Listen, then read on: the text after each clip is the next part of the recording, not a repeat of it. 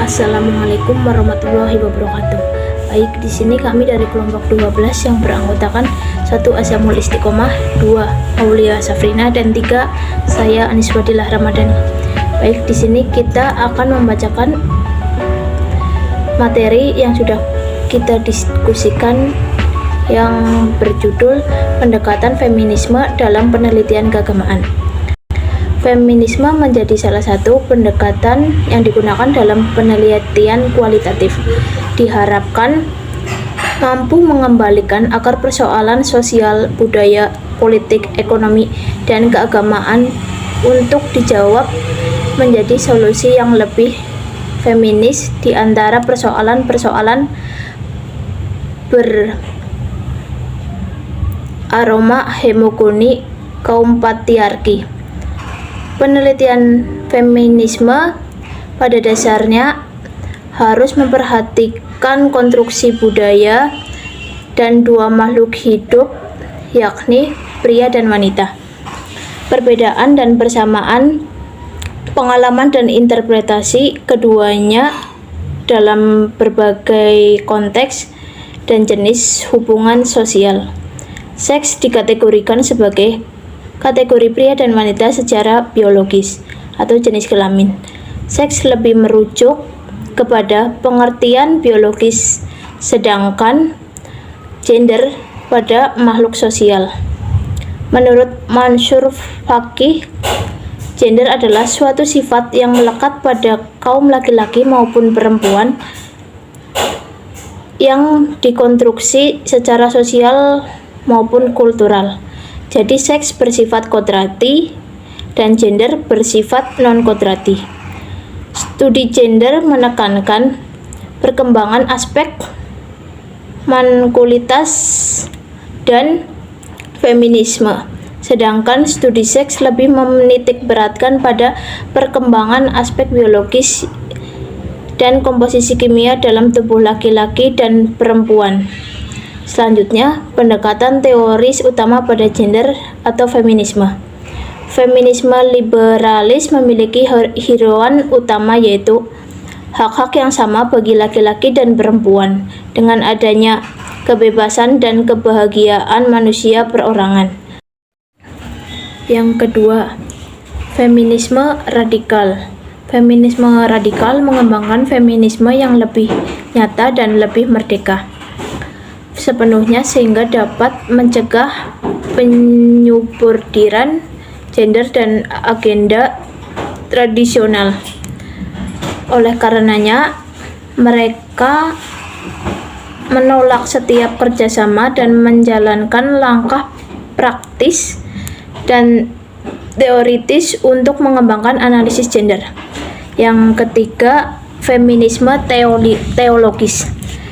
Teori ini dikembangkan berdasarkan paham teologis pembebasan yang menyatakan bahwa sistem masyarakat dibangun berdasarkan ideologi, agama, dan norma-norma masyarakat. Yang keempat yaitu ekofeminisme. Aliran ini merupakan jenis feminisme menyalahi arus utama jalur feminisme sebab cenderung menerima perbedaan antara laki-laki dan perempuan. Meskipun Islam menjelaskan tentang feminisme dan tentang persamaan kedudukan antara perempuan dan laki-laki, namun pada kenyataannya perempuan masih belum mendapatkan hak-haknya yang sama dengan laki-laki. Isu-isu yang berkaitan dengan dinamika kehidupan keluarga dan sosial yaitu yang pertama, kekerasan dalam berumah tangga, yang kedua perdagangan perempuan, dan yang ketiga kesetaraan gender dalam peranan sosial. Sekian, terima kasih. Ya, yang selanjutnya yaitu sejarah perkembangan feminisme.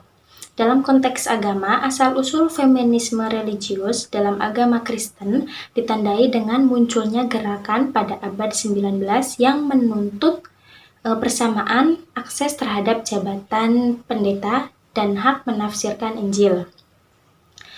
Dalam Women, Church and State tahun 1893, menurut Gage, sejarah Kristiani semata-mata dibangun berdasarkan pada ketidaksetaraan jenis kelamin dan pelemahan terhadap perempuan.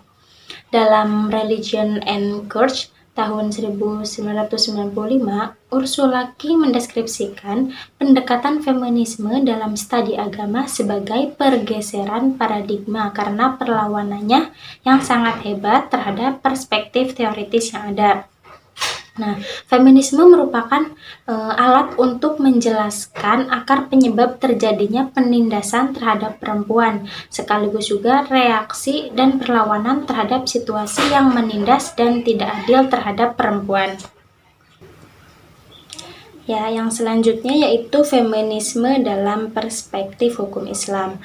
Menurut Budi Munawar Rahman, feminisme Islam mempunyai kekhasan, yakni merupakan hasil dialog yang intensif antara prinsip-prinsip keadilan dan kesederajatan yang ada dalam teks-teks keagamaan atau dalam Al-Quran dan Hadis ya, dengan realitas perlakuan terhadap perempuan yang ada atau hidup dalam masyarakat muslim.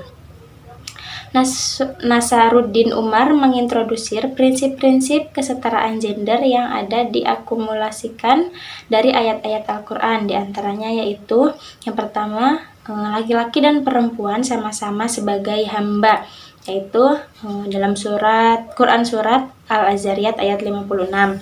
Yang kedua yaitu pencapaian derajat ketakwaan tidak berdasarkan perbedaan jenis kelamin tertentu, yaitu ada dalam Quran surat Al-Hujurat ayat 13.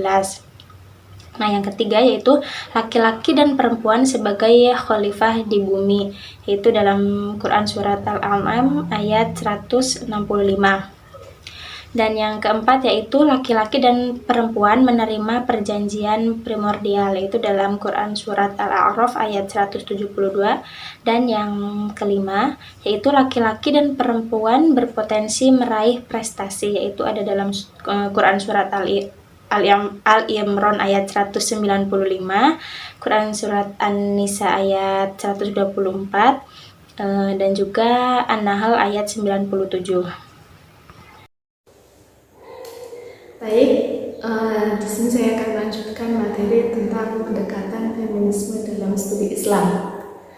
Nilai-nilai ajaran Islam hadir tidak untuk mengekang dan memenjarakan kebebasan manusia. Akan tetapi, Islam sendiri justru mendorong kaum perempuan untuk ikut berpartisipasi dalam ruang publik yang lebih luas. Di sini ada beberapa model feminisme dari para tokoh. Yang pertama ada feminisme model Qasim, kemudian yang kedua feminisme model Aminah Wahid Muhsin, yang ketiga feminisme model Fatimah Al-Qadsi, yang keempat feminisme model Azhar Ali Ainat, kemudian yang kelima feminisme model Nazar Umar. Feminisme model yang pertama yaitu feminisme model Qasim. Menurutnya, keterbelakangan umat Islam itu salah satunya disebabkan oleh persepsi dan perlakuan yang salah terhadap perempuan.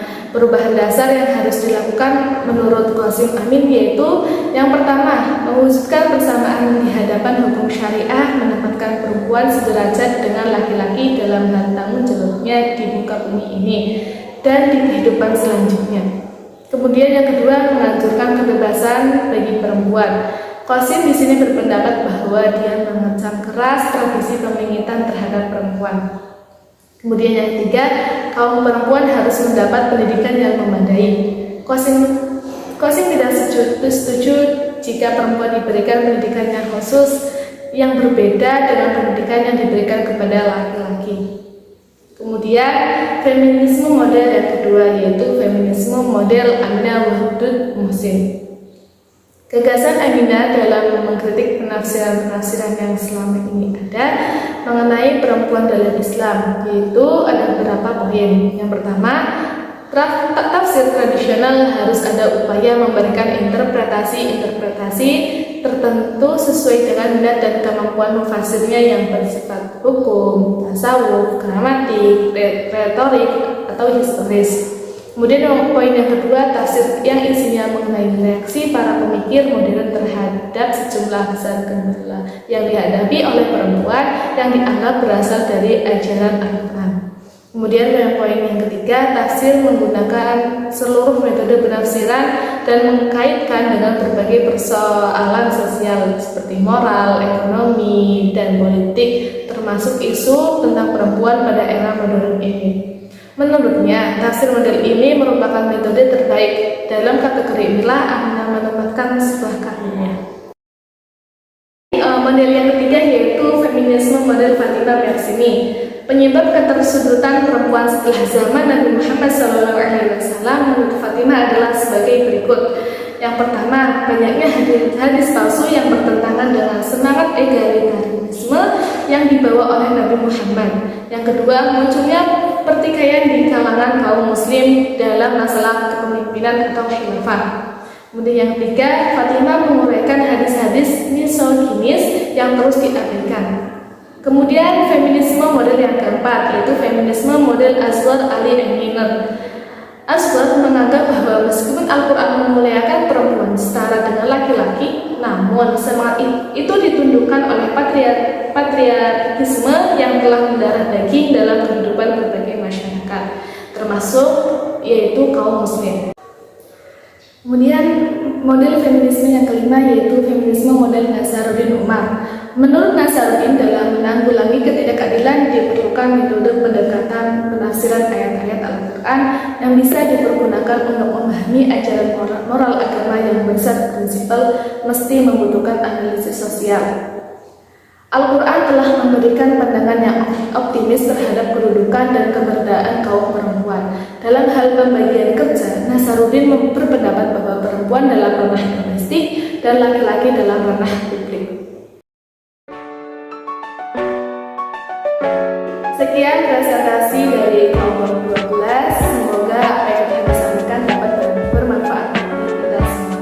Terima kasih atas perhatiannya. Kurang lebihnya kami mohon maaf. Wabillahi taufiq wal hidayah. Wassalamualaikum warahmatullahi wabarakatuh.